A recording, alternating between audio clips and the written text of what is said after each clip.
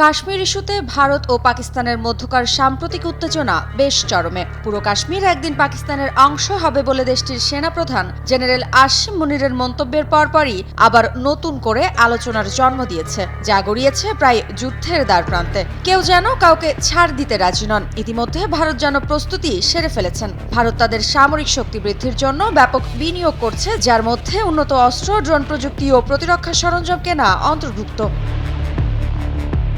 কাশ্মীর ইস্যুতে ভারত ও পাকিস্তানের মধ্যে উত্তেজনা দীর্ঘদিনের। সাম্প্রতিক সময়ে দুই দেশই তাদের নিজ নিজ অবস্থানে দৃঢ় রয়েছে। 2021 সালের ফেব্রুয়ারিতে দুই দেশের সামরিক বাহিনী কাশ্মীর সীমান্তে অস্ত্রবিরতি মেনে চলতে সম্মত হয়, যা সীমান্তবর্তী অঞ্চলে সহিংসতা হ্রাসে সহায়তা করেছে। তবে 2024 সালের জুন মাসে জাতিসংঘে কাশ্মীর ইস্যুতে পাকিস্তানের অভিযোগের পর ভারত তা ভিত্তিহীন ও প্রতারণামূলক বলে প্রত্যাখ্যান করেছিল। অন্যদিকে 2024 সালের অক্টোবর মাসে ভারতের পররাষ্ট্রমন্ত্রী এস জয়শঙ্কর পাকিস্তানে অনুষ্ঠিত সাংহাই সহযোগিতা সংস্থার সম্মেলনে যোগ দেন, যা দুই দেশের মধ্যে কূটনৈতিক সম্পর্কের ক্ষেত্রে বেশ গুরুত্বপূর্ণ ছিল। এদিকে কাশ্মীর ইস্যুতে আন্তর্জাতিক সমর্থন পেতে চ্যালেঞ্জের মুখোমুখি হচ্ছে পাকিস্তান। বিশেষ করে সৌদি আরব ও সংযুক্ত আরব আমিরাতের মতো দেশগুলো দ্বিপাক্ষিক আলোচনার মাধ্যমে সমস্যার সমাধানকে সমর্থন করছে। তবে এই ক্ষেত্রেও এগিয়ে আছে ভারত। সম্প্রতি মোদি ট্রাম্পের যে বৈঠক হলো, সেখানে যুক্তরাষ্ট্রের প্রেসিডেন্ট জানিয়েছেন তারা ভারতের কাছে বিলিয়ন বিলিয়ন ডলার সামরিক সরঞ্জাম বিক্রি করবে। শুধু অস্ত্র নয়, সেই সাথে নয়াদিল্লিকে যুদ্ধবিমান F-35 দেবে যুক্তরাষ্ট্র।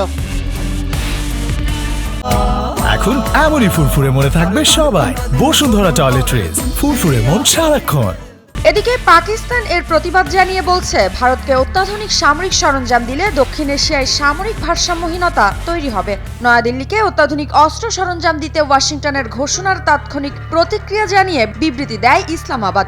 এ নিয়ে গভীর উদ্বেগ জানিয়ে পাকিস্তানের পররাষ্ট্র মন্ত্রণালয়ের মুখপাত্র শফকাত আলী খান বলেন, এই ধরনের পদক্ষেপে এই অঞ্চলের সামরিক ভারসাম্যহীনতা আরও তীব্র হবে। পাশাপাশি দক্ষিণ এশিয়ায় দীর্ঘমেয়াদে শান্তি ফেরানোর প্রচেষ্টায় তা বাধা হয়ে দাঁড়াবে। ঐতিহাসিকভাবেই রাশিয়া ও ভারতের মধ্যে ঘনিষ্ঠ সম্পর্ক রয়েছে। কোল্ড ওয়ার সময় থেকে ভারত ছিল সোভিয়েত ইউনিয়নের প্রধান মিত্র। তবে সাম্প্রতিক বছরগুলোতে রাশিয়া ও পাকিস্তানের সম্পর্কের মধ্যে নতুন গতিবেগ এসেছে। 2016 সালে রাশিয়া ও পাকিস্তান যৌথ সামরিক মহড়া চালায়, যা দুই দেশের মধ্যে প্রতিরক্ষা সহযোগিতার সূচনা করেছিল। এদিকে রাশিয়া ও ইরানের সম্পর্ক সাম্প্রতিক বছরগুলোতে আরো গভীর হয়েছে। ইরানের প্রেসিডেন্ট সম্প্রতি মস্কো সফর করেছেন, যেখানে তারা কৌশলগত অংশীদারিত্ব বাড়ানোর ব্যাপারে চুক্তি করেছে। বিশেষ করে ইউক্রেন যুদ্ধের পর পশ্চিমা নিষেধাজ্ঞার কারণে রাশিয়া ইরানের সঙ্গে বাণিজ্য সামরিক সহযোগিতা বৃদ্ধি করেছে। পাকিস্তানের জন্য এটি গ্রিন সিগন্যাল, কারণ ইরান ও পাকিস্তানের সম্পর্ক বর্তমানে ভালোর দিকে এগোচ্ছে। যদিও সাম্প্রতিক সময়ে সীমান্তে উত্তেজনা দেখা গেছে, তবে কূটনৈতিক আলোচনার মাধ্যমে দুই দেশ দ্রুত সম্পর্ক স্বাভাবিক করেছে।